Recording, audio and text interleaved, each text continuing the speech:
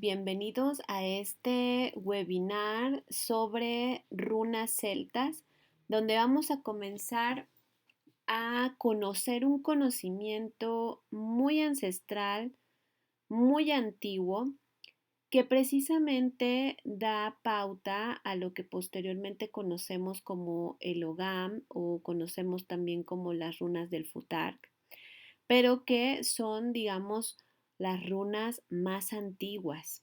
Eh, Vienen de lo que es la raíz celta y vamos a conocer en este video un poco de cómo fue que se conservaron a lo largo del tiempo, cómo fue que ahora a través de el druidismo del linaje Bouchet es que sale a la luz, se empieza a revelar y se convierte en parte de estos tesoros que se pueden recuperar de lo que es el druidismo antiguo, ¿verdad? No un druidismo adaptado, porque sabemos que también ahora en nuestros tiempos se trata de conservar y de adaptar los conocimientos a nuestra era moderna, pero sin embargo es muy valioso poder tener contacto con conocimientos tan antiguos como lo es el caso de muchos de los temas que se manejan en CIDEC México y CIDEC Francia también y CIDEC Brasil. Y bueno, pues sin más, vamos a conocer un poco más acerca de esto porque estamos a punto también de lanzar lo que es nuestro neuro de runas celtas, donde vamos a aprender precisamente cómo trabajar con ellas. Así que vamos a comenzar con esto. Primeramente tenemos que mencionar a nuestro gran druida Paul Bouchet, quien se considera transmisor de las runas celtas, pero no solamente de las runas celtas, sino que de todo el conocimiento antiguo druídico que se pudo conservar a través de eh, los monasterios, a través de los druidas que fueron cristianizados, que eso es algo de lo que vamos a aprender también en esta clase, en este webinar. Y sin duda, Paul Bouchet se convierte en este pilar indispensable en nuestros tiempos modernos de recuperación de lo que son los conocimientos antiguos druidas.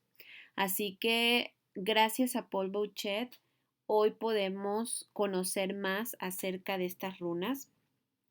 También dentro de la gran cantidad de libros que él dejó, principalmente heredó a este mundo y a esta sociedad este legado de conocimiento.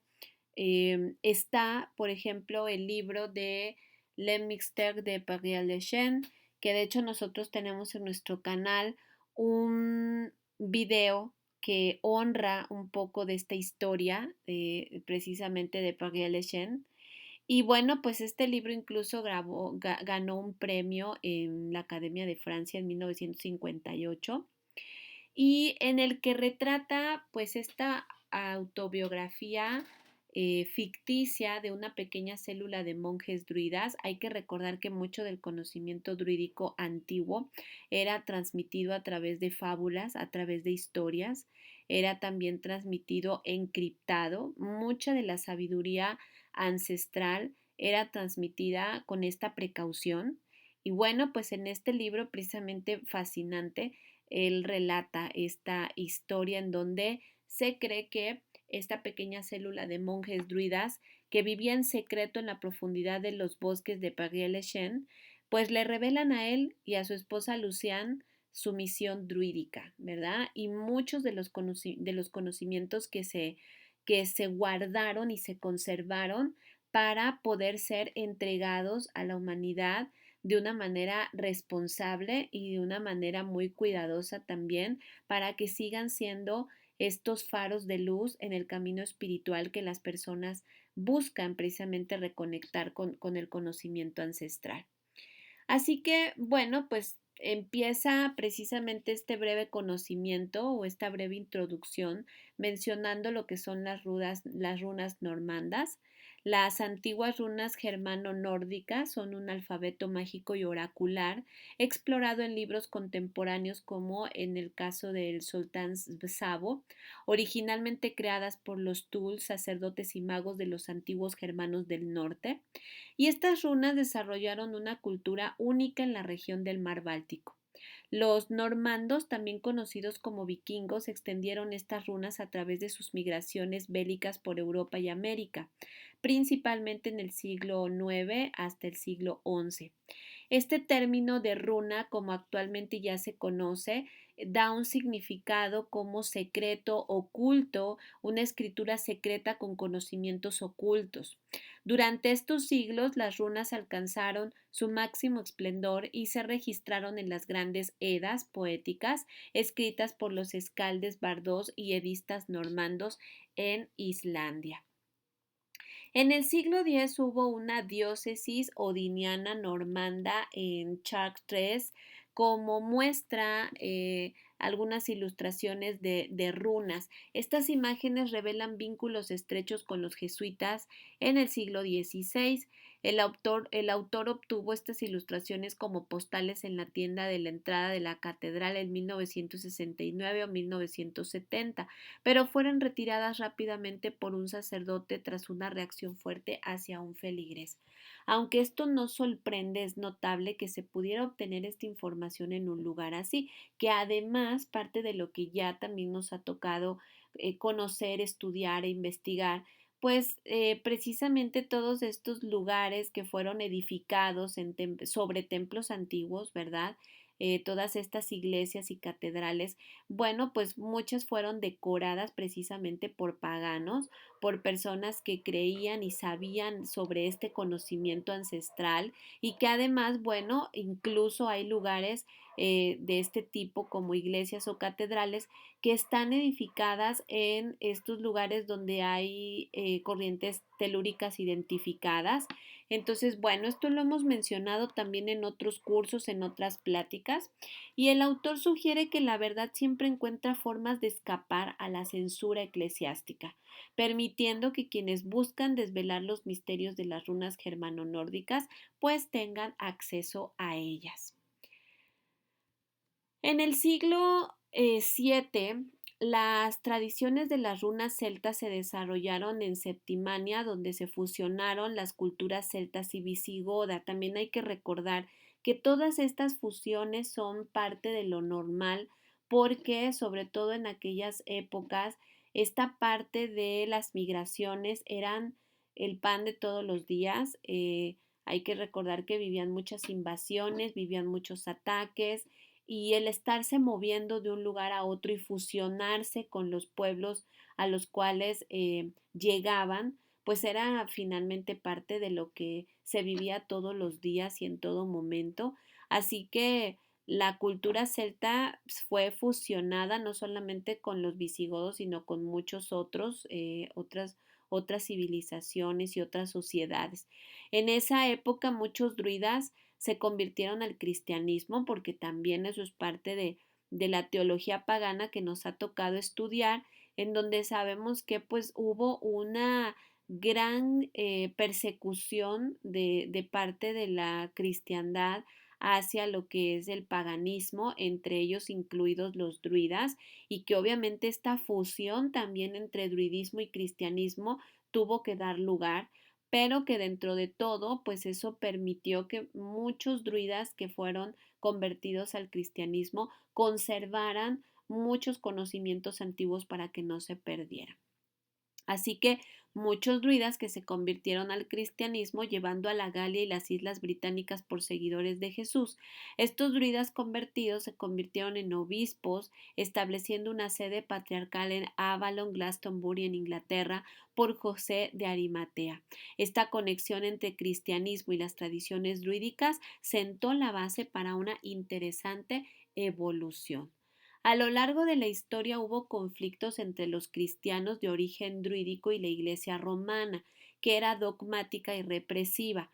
Sin embargo, se produjo una fusión entre corrientes cabalísticas del Oriente y Occidente, dando lugar al ciclo del Santo Grial. Los cristianos de ascendencia druídica que conservaban esta antigua sabiduría, esta gnosis de sus ancestros, se mezclaron con francos y visigodos en el siglo IV y V, y quienes eran considerados herejes por la Iglesia romana. A pesar de esto, estas influencias fueron valoradas por quienes entendían la importancia de la sabiduría mística de las runas. En el contexto cristiano herético, la gnosis se refiere a la profunda sabiduría druídica que abarca su conocimiento místico del mundo. Esta sabiduría se conservó a través de la combinación de tradiciones celtas, la influencia visigoda y la herencia cristiana. Los druidas cristianizados que abrazaron esta gnosis se consideraban herederos de una tradición espiritual ancestral, distinta de la doctrina oficial de la Iglesia romana y basada en comprensiones más profundas de los misterios divinos. Las runas celtas jugaron un papel crucial en este contexto. Más que letras, eran símbolos que representaban principios cósmicos, fuerzas naturales y aspectos espirituales. Consideradas una forma sagrada de comunicación, las runas actuaban como un puente entre lo divino y lo humano. Su transmisión secreta se llevaba a cabo en círculos selectos donde se compartían conocimientos esotéricos y se practicaban rituales ocultos para preservar esta sabiduría ancestral y mantenerla viva, sobre todo esta conexión con los antiguos druidas que no se perdiera. De hecho, pues también dentro de la historia sabemos que parte de toda la liturgia del cristianismo, de la religión católica, pues tiene una gran influencia pagana y específicamente de los rituales celtas. Tiene muchísimo que se conservó, que se transmitió, que se adaptó, ¿verdad? Esto es parte de lo que también nosotros enseñamos en nuestros cursos, sobre todo de neodruidismo. Ahí hablamos mucho acerca de toda esta transición que se ha vivido, que bueno, pues por una parte se buscó que se perdieran estos conocimientos, pero pues muchas de estas personas convertidas los fusionaron con el cristianismo y los conservaron también. Con el paso del tiempo, las enseñanzas secretas y las tradiciones de las runas celtas fueron transmitidas oralmente y a través de manuscritos ocultos protegidos por guardianes de este legado espiritual.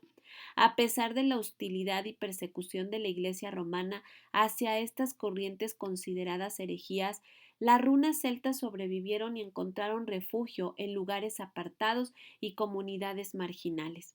Hoy en día las runas celtas continúan fascinando por su poder simbólico.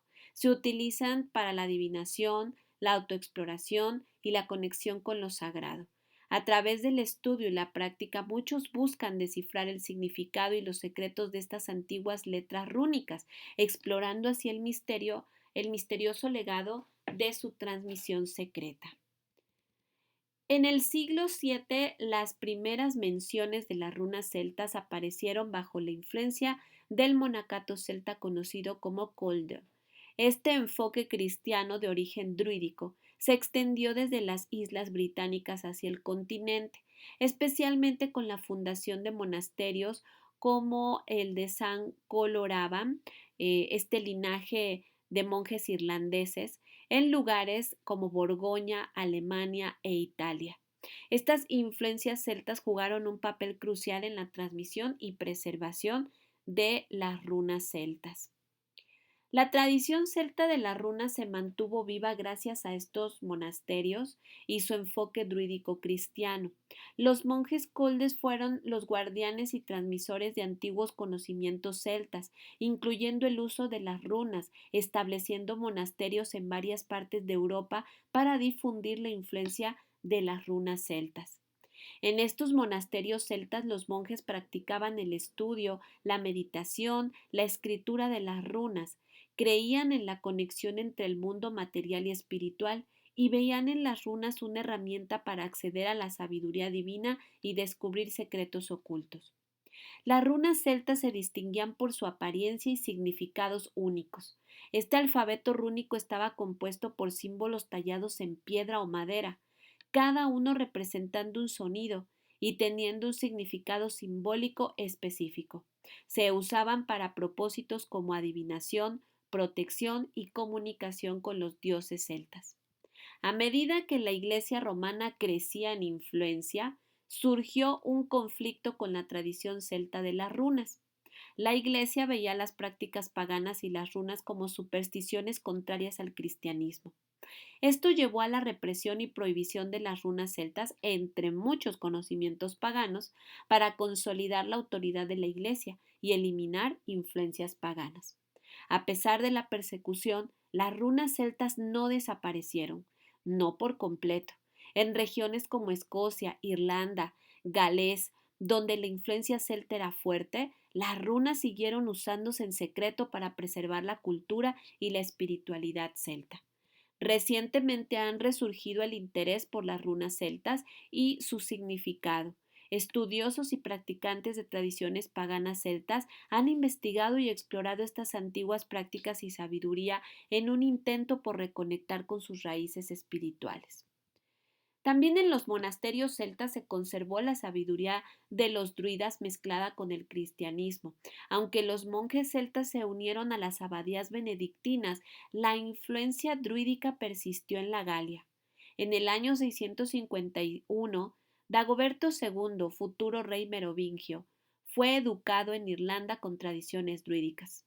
Al regresar se casó con princesas celtas y estableció Rennes-le-Château como capital secundaria y defendió la independencia de la Iglesia galo-franco, pero fue asesinado en el año 679 y canonizado en el 872. Su hijo Sigisberto IV fue condenado de Redae, Guillem de Gelone, sucesor de Teodorico como rey de Ratsés y primo de Carlomagno, jugó un papel crucial en la región como conde de Narbona. Y bueno, esto también lo hemos estudiado en teología pagana.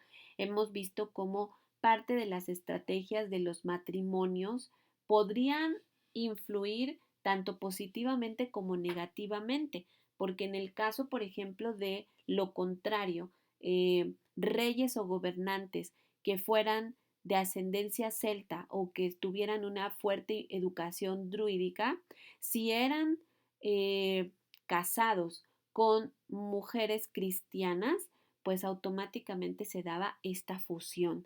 Entonces, precisamente estas fusiones y el hecho de que incluso los paganos conservaran sus prácticas aún después de la cristianización, es lo que nos ha permitido que a lo largo del tiempo este conocimiento se conservara y no desapareciera al 100%. Durante su reinado, Guillem de Gelone promovió un renacimiento cultural y espiritual en la región. Mostró un fuerte interés por la tradición druídica y se dice que practicaba magia y honraba a las deidades antiguas. Su corte se convirtió en un centro de sabiduría y aprendizaje donde se preservaban y enseñaban los conocimientos druídicos y celtas. Guillem también participó activamente en las luchas políticas de la época, apoyando a su primo Carlomagno en sus campañas militares. A pesar de su compromiso político, nunca renunció a sus raíces celtas y druídicas, manteniendo viva esa conexión espiritual y cultural. El legado precisamente de Guillem de Gelón y la tradición druídica en Retses continuaron durante muchas generaciones. A pesar del creciente poder de la Iglesia romana, las antiguas creencias celtas y druídicas se transmitieron en secreto, manteniendo viva la conexión con las runas celtas y su sabiduría ancestral. Este legado perdura hasta hoy. Aunque muchos conocimientos druídicos se han perdido con el tiempo, el interés por la cultura celta, incluyendo las runas, sigue siendo fuerte. Hay un deseo persistente de explorar y entender estas antiguas tradiciones y sabidurías de nuestros antepasados. En el siglo IX, Guillermo y Wittiza, futuros santos, simbolizaron una fusión espiritual y cultural única entre el cristianismo y la sabiduría ancestral de los druidas en su región. Esta unión se fortaleció a través de su amistad cercana y el respaldo de los emperadores Carlomagno y Luis el Piadoso. Los benedictinos, liderados por San Benito y Wittiza, ganaron prominencia en la Europa carolingia del siglo IX. Con el apoyo imperial de Carlomagno y su hijo, Los monasterios benedictinos se multiplicaron, aunque Carlomagno fue severo con los paganos que rechazaban la conversión, mostró tolerancia hacia los druidas cristianos y los judíos. Esto provocó tensiones con el Papa, ya que Carlomagno intentaba cristianizar su imperio mientras debilitaba el poder de Roma en los asuntos eclesiásticos. En el siglo X el druidismo cristiano encontró refugio en numerosos monasterios independientes de la autoridad de los obispos romanos. Tribán es como se le llama también a estos tres rayos de luz que son muy simbólicos y característicos del druidismo. Estos también llamados tres gritos de luz eran un símbolo utilizado fuertemente por los druidas. Consistía en tres rayos de luz bordados en oro sobre el sayón blanco, con la capucha que los druidas llevaban. Este sayón era una prenda característica que llegaba hasta los tobillos. Los descendientes de antiguos carpinteros galos conocidos como los Guatiou desempeñaron un papel importante en la construcción de bóvedas y tejados en el estilo románico. Más tarde fueron renombrados como dendrofores por el Colegio Druídico de Autun. Los compañeros carpinteros del rito del maestro Santiago, también llamados pedauques, han preservado el antiguo diseño de la cruz druídica en sus trabajos conocidos como péndulo de Salomón. A finales del siglo XI, San Roberto fundó la abadía de Citeaux, que dio origen a la orden cisterciense. Adoptaron el saí blanco, que es justamente el que todavía hoy se está utilizando en el druidismo del linaje Bouchet de Sidec México, Sidec Francia, Sidec Brasil. Este saí blanco de los druidas como túnica, ¿verdad?, del coro, por lo que fueron conocidos como monjes blancos. San Bernardo de Fontaine, quien tenía conocimientos druídicos, escribió la regla de los pobres caballeros de Cristo y el templo de Salomón, los templarios, quienes protegían a los compañeros llamados del deber de Salomón y construían en el estilo gótico la manera de los Goatio. En el siglo XII y XIII, diversos escritores como Chrétien de Troyes, Manessier, Gerber de Montreuil, Robert de Boron y Wolfram von Eschenbach iniciaron el movimiento literario conocido como el ciclo de la búsqueda del Grial, basado en antiguos escritos celtas agrupados bajo el nombre de Materia de Bretaña. Los cistercienses del Claraval y los benedictinos cluniacenses contribuyeron a difundir estas narrativas cristianizadas pero con simbolismo tradicional. A pesar de su conexión inicial con los druidas, San Bernardo rompió con su espíritu tolerante al predicar la Segunda Cruzada y enfrentarse doctrinalmente con Abelardo. Algunos cistercienses, como los de la abadía de Fontfoy en el Aude, se destacaron por su intensa predicación contra los herejes durante la Inquisición.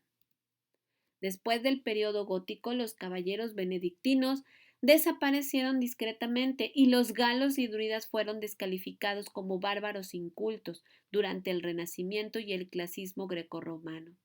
La contrarreforma llevó a la clandestinidad a quienes no eran católicos. Los druidas resurgieron públicamente en 1717 en Inglaterra y en 1855 en Francia con la fundación de la Breuilles Barcet Brace.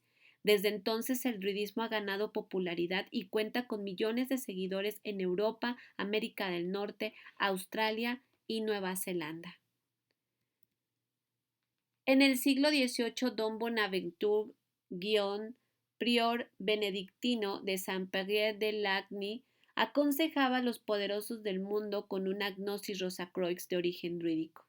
Además, las estatuas de la Virgen en iglesias neogóticas eran símbolos de una corriente subterránea culdeana, perpetuando el culto a la Virgen Madre como Notre Dame en lugar de Sainte-Marie.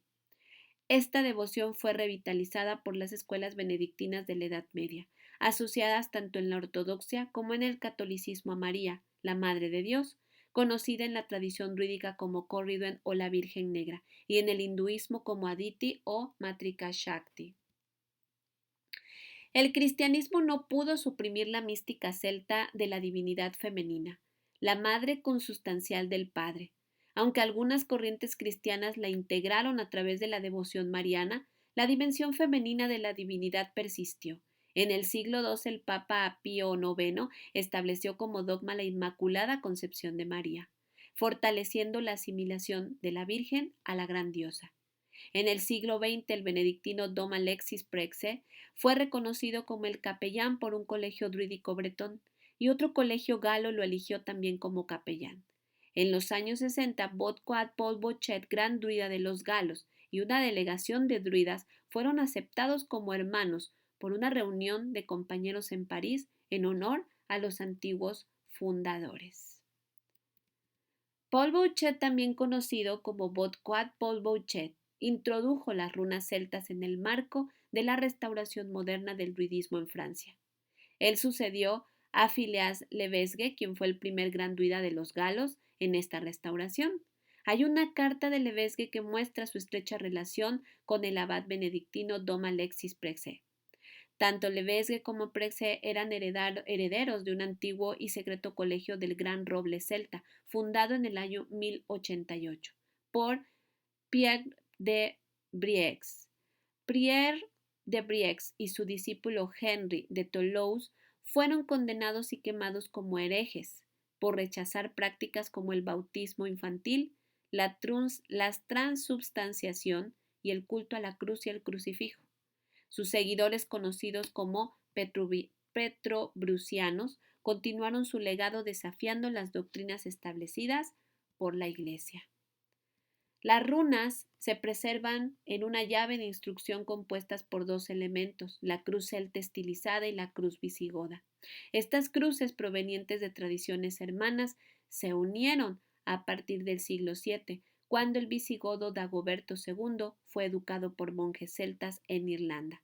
Se cree que la llave de instrucción fue transmitida por la rama culdeana de los benedictinos y posiblemente introducida por San Benito y Wititza de Aniane, quien fue gran druida y abad. Es probable que haya sido custodiada por el abad Dom Alexis Praxeas, capellán del colegio bárdico des Gaules de Phileas Lebesgue.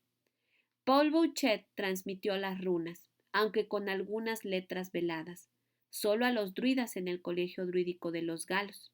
El sistema completo solo fue transmitido al druida Gabriel de Saint Michael, que nos llega como un legado a través de Cidet, México. Así que, después de esta muy breve introducción y tratando de darte lo más que podemos saber acerca del origen de las runas celtas, te invitamos a que próximamente puedas disfrutar de este conocimiento espiritual desde el enfoque druídico, desde el enfoque celta, con un enfoque de responsabilidad y respeto a este legado ancestral y este conocimiento tan valioso que se nos ha heredado. Te invitamos a que puedas ponerte en contacto con nosotros para reservar tu lugar.